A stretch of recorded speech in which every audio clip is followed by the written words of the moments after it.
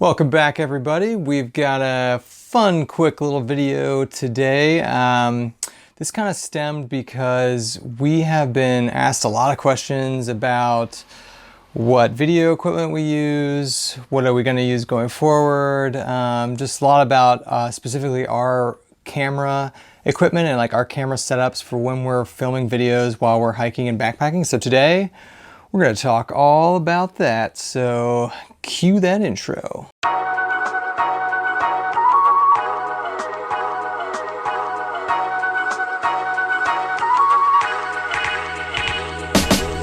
We get asked questions about what specific camera gear we're using fairly often. So today we're just going to talk about it. I'm going to talk about the systems we've used in the past, the different systems we use for filming videos at home, a new system we're going to try going forward, and kind of talk about the pros and cons of each. And then I want to talk just a little bit at the end, just a little discussion on some of the technical aspects of how we film. I think some other people might find that interesting, and certainly I'm always interested in how other people are doing their YouTube videos. So we'll touch base on things like frame rate, resolution, stuff like that. So let's get going. The first camera setup we used for essentially the first like 60 videos we made, and the first thing we ever got was a full GoPro Hero Black 5 setup. And that eventually kind of morphed its way into the setup you're seeing now, which is a GoPro Hero 5 Black, encased in a Luxbel aluminum case attached to an UltraPod. And the reason we had to get that case was to give us the ability to mount a shotgun mic to the GoPro. So one of the common things you'll hear about GoPros is the audio quality on the GoPro really isn't that good. So we always recommend using some sort of external audio thing. So in order to mount a Rode mic to that, we had to get that case. So the mic you're seeing on that and the mic you're listening to that we record a lot of our stuff from home is a Rode VideoMic Go. And Rode makes a lot of good microphones, a bunch in varying prices. The VideoMic Go is kind of their mid-tier one, and we've had really good success with that. Now, the GoPro was a great starter camera. It's not cheap. That whole setup is about 500 bucks, so it's certainly not cheap, but some of the advantages to that setup is it's super small and compact, and if you're trying to shave ounces, there's no better way to do it than with the GoPro. I mean, the camera itself weighs like an ounce or two. Some other advantages to that GoPro is you get a lot of options in terms of frame rate, resolution. You can put any size SD card in there. There's different profiles, picture profiles on it. There's also a GPS on the camera, and there's Bluetooth, and it's voice activated. So there are a lot of cool, little gimmicky cool things about the GoPro. Another thing about the GoPro that may not matter, but it has really good battery life because it's so small.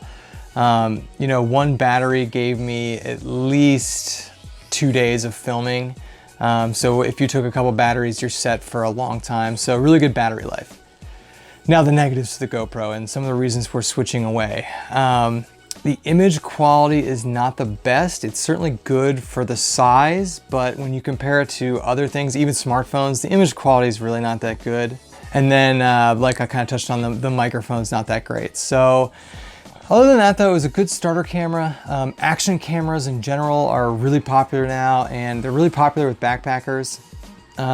I don't know, GoPro as the company might be dying. I don't know how well they're doing, but I think action cameras in general are pretty cool and definitely a good way to get started when you start filming your backcountry escapades. While we're talking about filming on the trail, we have a new setup, and we just tried it last week at our Mohican backpacking video, but we actually switched to using a smartphone camera. Smartphone technology has just, of course, just boomed over the last 5 years, and I just got a Samsung Galaxy S9, S9 Plus, and the cameras on these smartphones now are so good. Even iPhones too, it's not specific to Samsung. So the new setup we're tinkering with is a Samsung Galaxy S9 Plus attached to a gimbal, the DJI Osmo Mobile 2, and gimbals are a new thing for us. My biggest pet peeve when I'm watching videos is shaky camera footage. I hate it. And there are some things you can do to get around it. You know, you can manually stabilize your video in post-production, but a really easy way to do that is with a gimbal. So we are testing out using a smartphone attached to a gimbal system.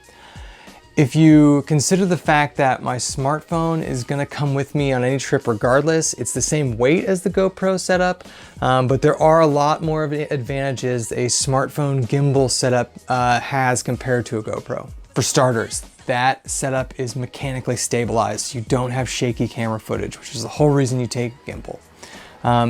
The camera on the S9 is better than the camera on the GoPro. Now the smartphone doesn't have as many resolutions and frame rate options as the GoPro, but it's got, you know, it's got your full HD, it's got your 60 frames, and I'll talk about stuff like that later, but it is limited when compared to the GoPro.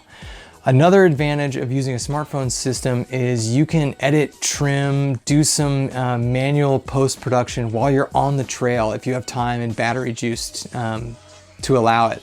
Versus trimming, doing that stuff on the GoPro, you really have to do it all when you get back. Additionally, because you are using your smartphone, it does have a much better, just basic microphone compared to the GoPro. Now, an issue with the gimbal smartphone setup is the ability to put a shotgun mic on there. I don't know how that's gonna work.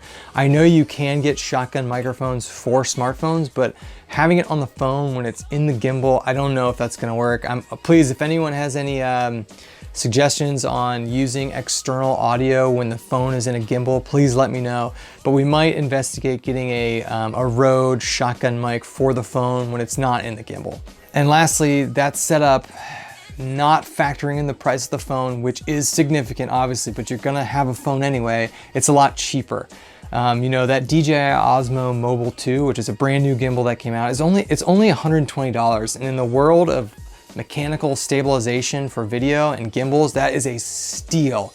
I mean, GoPro's gimbal that they make for the GoPro camera is $400. So gimbals can be expensive, but that DJI Osmo Mobile 2 is a steal. The cons of that setup, it's bulkier. It weighs the same, but it's bulkier. The gimbal is not waterproof like the GoPro is. And then it might be a little bit more complicated when we're trying to attach a shotgun mic to it. The last and third camera setup that we're gonna talk about is the one you are looking at right now. This is a Canon 80D DSLR camera. All of our at-home videos are shot on the DSLR. I haven't taken it out yet, but on an overnight or car camping or something where the weather's not gonna be too terrible, I'll probably consider taking it. I haven't taken it out yet. You know, it was pretty funny at our YouTube meetup last weekend at Mohican. Everyone had their DSLRs out there, so we looked like a bunch of amateurs with our smartphone and GoPro, but we might start taking it out. The advantage of a DSLR, one of several, is the image quality is insanely better. You know, this camera has a 24 megapixel sensor on it. Additionally, with DSLRs, you get the ability to change out lenses, which is a huge deal. I'm not gonna go that far into the technical aspects of lenses. I might do a separate video more on filming techniques and lenses and stuff like that. But an advantage to DSLR is you can swap out the lenses. Other than that, I mean, the reason people use DSLRs is for image quality and lenses. The cons of these systems, they're incredibly expensive. You know, this camera alone without the lens is $1,000, and there are lenses that cost like $3,000 or $4,000. They don't offer as many frame rate resolution options as other cameras. You know, like this camera is only capable of shooting 24, 30, or 60 frames per second. And it's only capable of shooting up to 1080 versus my smartphone and my GoPro will do 4K. Now you can obviously get DSLRs that shoot 4K, but they're like $8,000, $9,000, $10,000. So that's enough of the, you know, technical equipment we use. I briefly want to talk about microphones. So you're listening to a lavalier mic right now. I'll flip it back over to the shotgun mic. And now you can hear what the shotgun mic sounds like. For these talking head videos when it's just me, and there aren't that many of the videos where it's just me, I generally prefer a lavalier mic. I think the sound quality is a little bit better. Let's go back to that lav mic. All right, that's a little bit clearer. We don't take the lavalier mic with us when we're backpacking. We haven't taken it yet, but we generally always do take the shotgun mic. Also, you've probably noticed in our videos, we use a drone now. So I've done a whole video on the drone. It's a DJI Spark. It definitely adds a cool aspect to your videos, and we do shoot videos with it, so I'm going to talk about it a little bit.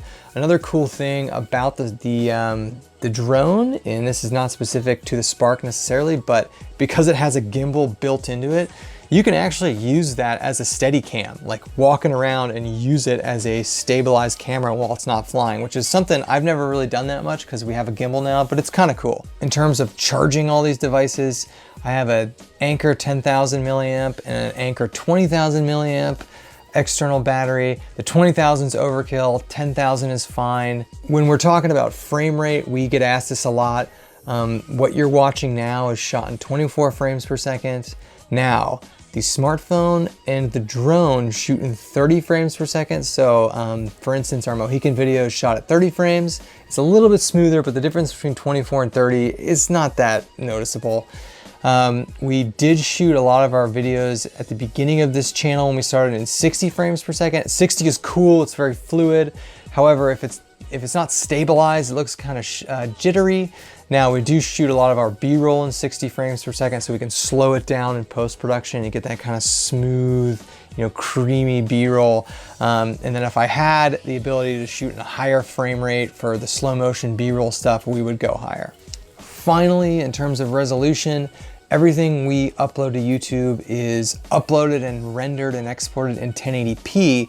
However, I generally like to shoot in higher resolutions. And this is a pro tip. If you have the ability to shoot in, let's say, 2.7K or 4K even, which is probably overkill, and then downscale it in your post-production, downscaled footage looks better. So 2.7K or 4K downscaled to 1080p looks better than 1080p. But everything you watch is the end result is 1080p, but we generally shoot in 2.7K. When you shoot in a higher resolution, not only does it look better when it's downscaled, but you have the ability to zoom and crop in on certain parts of the image, which you don't get if you shoot in 1080 and then upload in 1080. But that's kind of a pro tip. I think that sums it up. I mean, that's a really good overview on the camera systems we've used, the camera system we're gonna use going forward, the camera system we shoot at home, all things cameras, and then touching on frame rate, resolution, microphone, stuff like that. I just wanted to make this video because we get asked a lot about the technical aspects of how we film. Hopefully that answers these questions. Thank you all for watching. If you have any other specific questions, maybe about the lenses we use or stuff like that, leave them in the comments. And then if you are a person who goes out and films while you're hiking or want to, please leave your comments. If you have any tips for us, any tips that can make our videos better and more enjoyable for you, the viewer, let us know. But that's it. So like, subscribe, whatever, and we will see you all in the next one.